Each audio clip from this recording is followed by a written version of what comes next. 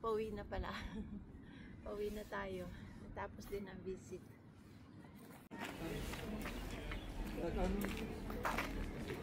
So, Chalet du Lac. Ayan, restaurant Chalet du Lac.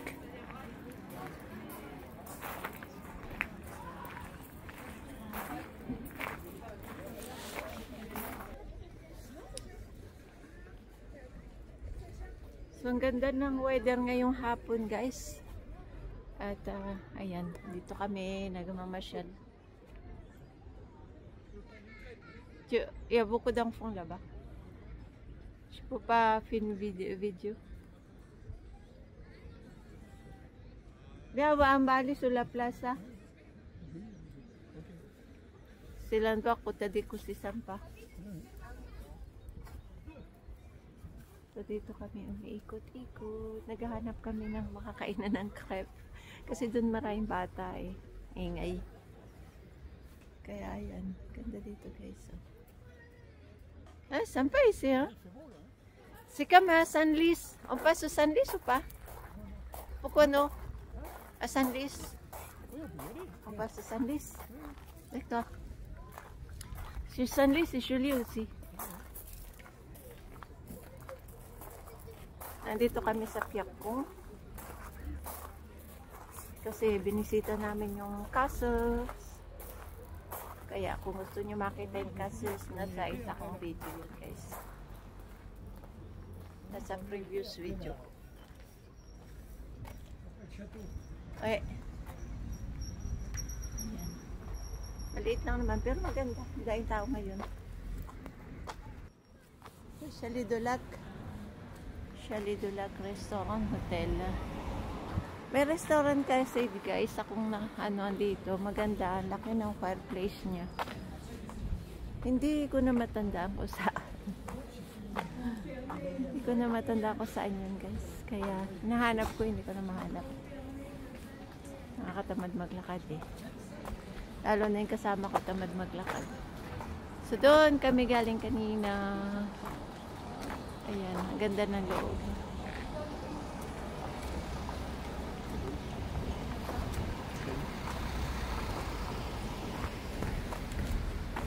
Ganda ng loob. Maganda ang ano din. Saan yung kasama ko? Hello? On va louer une chambre? Oui. Écoute, il y avait un menu à 22 € qui était pas cher et qui était sympa. Mais qu'est-ce que j'ai mangé ici qu'on était? C'était marguerite cana. Ah oui. Était grillé sous la cheminée. Ça devait être bon. Tu te souviens plus? Non, non. Oh là là. Alors, pas du tout, du tout, du tout. Moi, j'arrive pas à trouver le restaurant. Dans la rue. On était assis, notre dos, il est derrière de lac. De lac. Tanda na kasi guys.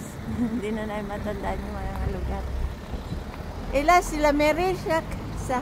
Là, c'est la mairie. Oui, c'est ça. Hôtel de ville. Hôtel de ville.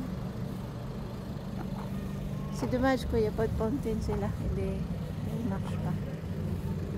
Fruits de mer. Ah oui, il y a le restaurant Fruits de mer ici. Mais Fruits de mer, le restaurant dito. So, dyan kami kakain ng...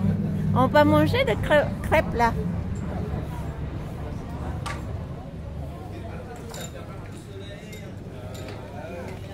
Maraming tao dito. Crêpes maison. Et pour les crêpes maison. Oui, c'est en mode de il faut absolument ils savent pas le faire, on va le faire. Bayad na si Lolo. Ouais, ou alors, non mais là, ça serait vachement mieux s'ils avaient ça. Alors que personne n'a. So, nagmerienda kami dito guys. Nag-crepe. Crepe ay ano lang yun. Parang On a un nouveau truc qui te met. cake. Hein? Qu'est-ce qu'il y a? Voilà, je vois aller sur net, il te dit qu'il faut faire tel truc, tel truc.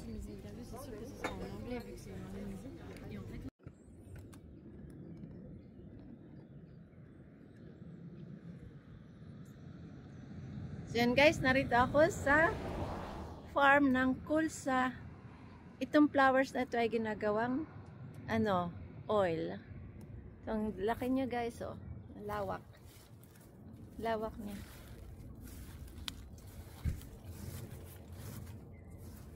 Tawag nitong flowers ng plantation ng kolsa.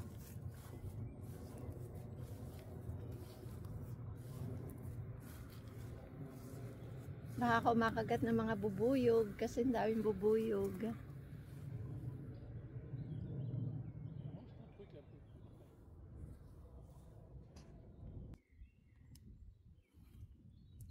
Takot ako pumasok sa loob kasi baka kumakagat ng mga bubuyog, guys. Daing bubuyog.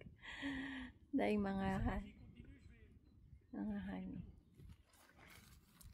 Ayan. So yan nga, at napakaganda niya, guys.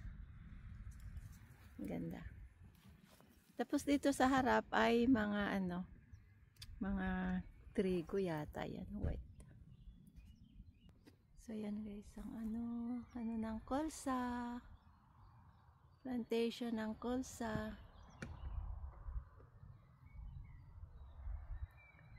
Diba ang ganda? Ayan oh.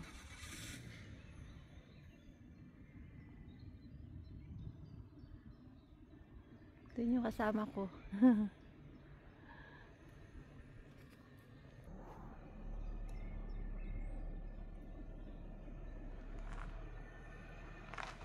Iwanan na ako. Bye! Iwanan na ako.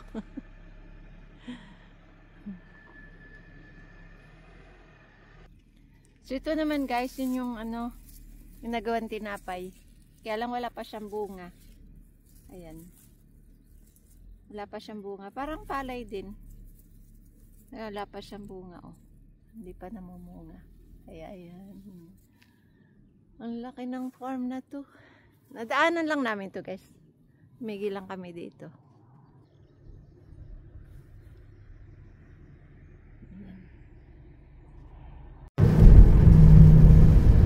Rapid sa motor. Bilis ng motor.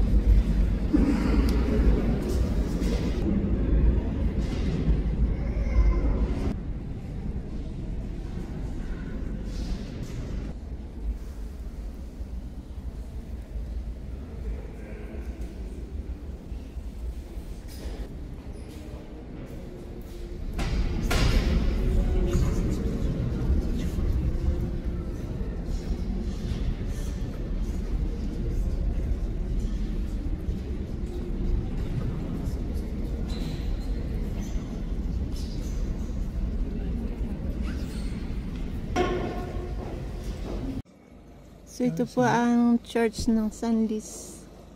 Cathedral ng San Luis. Umuulan kasi hindi kami makaikot. Napasok lang namin yung loob.